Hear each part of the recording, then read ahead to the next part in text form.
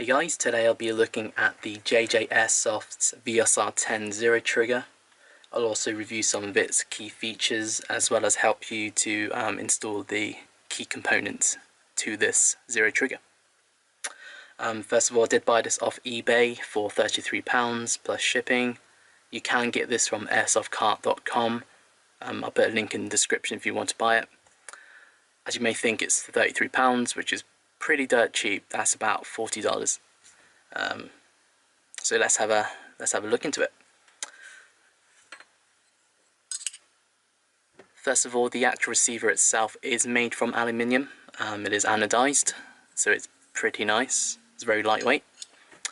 It does on the description say everything is aluminium, so just to let you know, most of the key components, so as in the springs guide stopper, the Sear, trigger springs, the actual trigger itself, they are steel.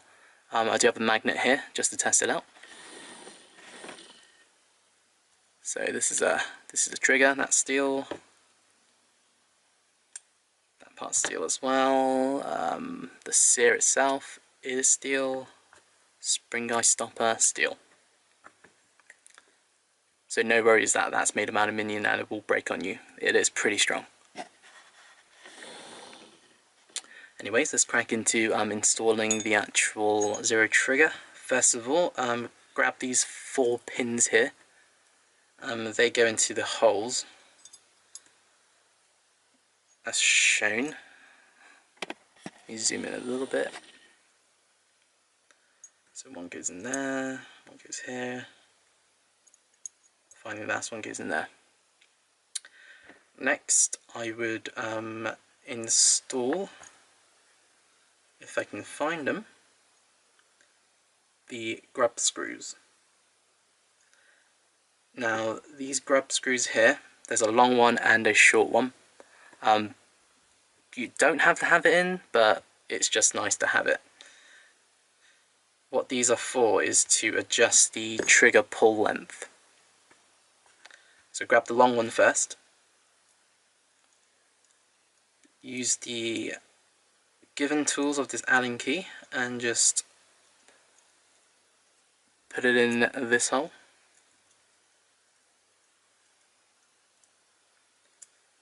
You can always adjust this part later. And then you also have another shorter grub screw which goes in the bottom. So if I can find it, I will put that in now.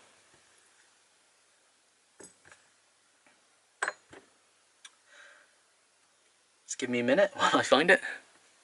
1 hour later. Okay, I found a sucker. So this is the smaller version.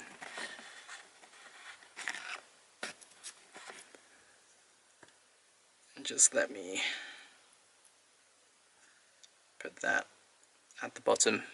So the smaller one basically just stops the other one from moving too much when you adjust the trigger. Next would be the trigger, I would say. So it's easy, just put it in that hole there, nothing fancy. The next kind of tricky part is the Sears and Sear springs. There's 2 springs. One goes either side of the Sear. This first one here, the one with the longer protruding part, goes first, like this.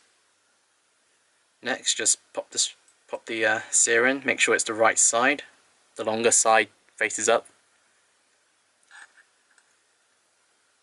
And make sure it's behind the Sear, so it creates a spring tension like this.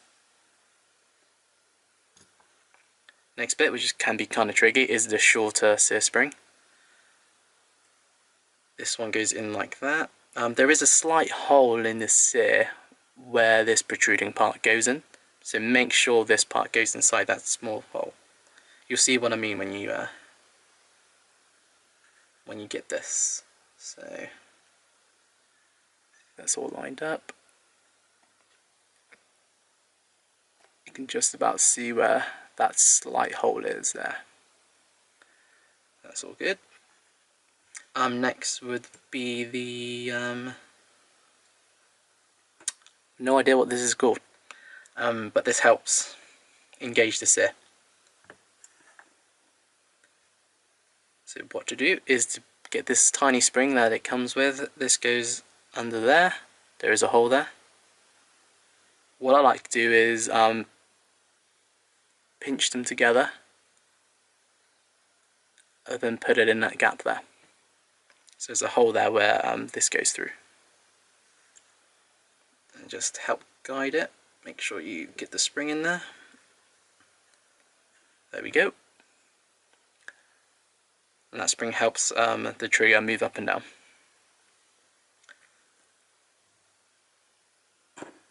And finally, the last spring. It connects that part to the actual trigger itself. And again, make sure that protruding part of the spring goes in the hole of the trigger.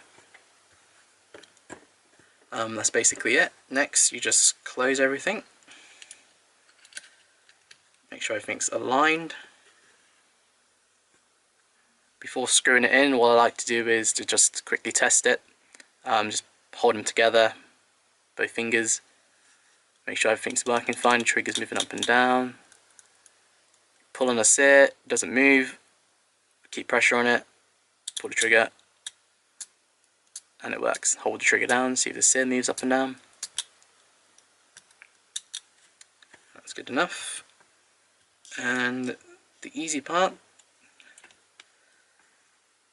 there's 3 little springs here. Oh, springs, sorry, 3 little screws. They all go inside these screw holes.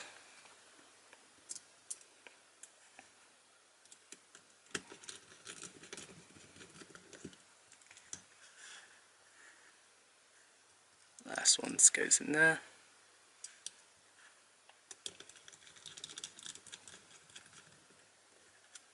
Perfect. What you can do, it does come with this very large screw, is to take your safety switch from the old VSR10 trigger unit and just put it back on this new one. I'm not going to do that because I don't really need a safety, so I'm not even going to screw it in either. I'm just going to leave it plain. But you can do that. That is an option. Next is to put the spring guide in. So make sure it goes in the right way, hole facing towards the sear. Oh.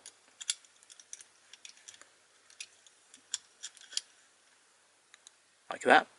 So as I said, make sure it's facing the right way. And then comes these Allen screws. So grab the long one. And that long one goes in this hole right here.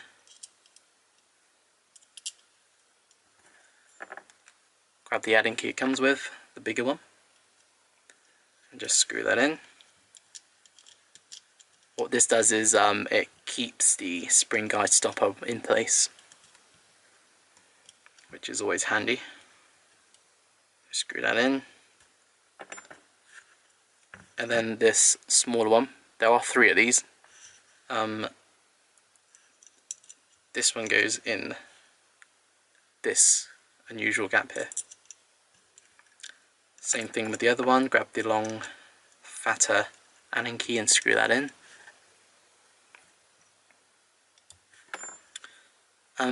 Yeah, that's basically it. Once again, you can always test it. Look at it from an angle, make sure everything's aligned. If you do screw in this too tight, it does sort of bend. Let me just zoom out. The spring guide stopper does sort of bend. As you can see, it's not completely aligned properly. What you can do is loosen up this spring here, which sort of helps. Awesome.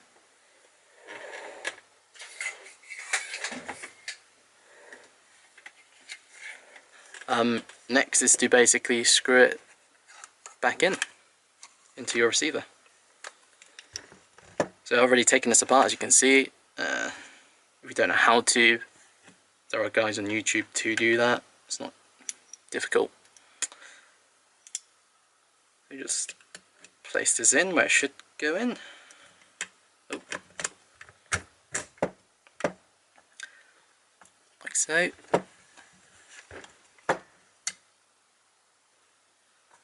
And then grab the remaining two Allen screws, and just screw them in the holes.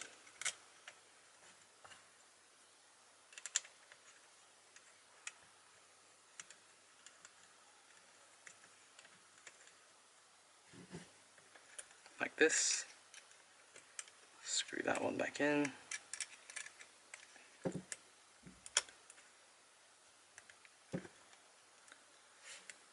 So you're probably wondering at this point, that does look very familiar to you.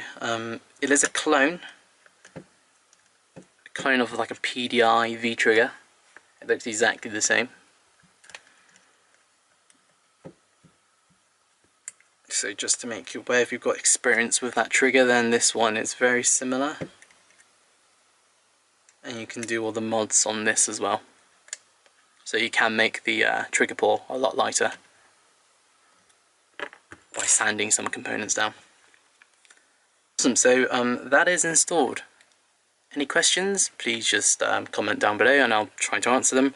I might do another video on how this shoots. Currently, at the moment, there is a very hard trigger pull. I need to sand some components down inside. I'll also have to mess around with a few things to see if it works better with other things like different springs, pistons.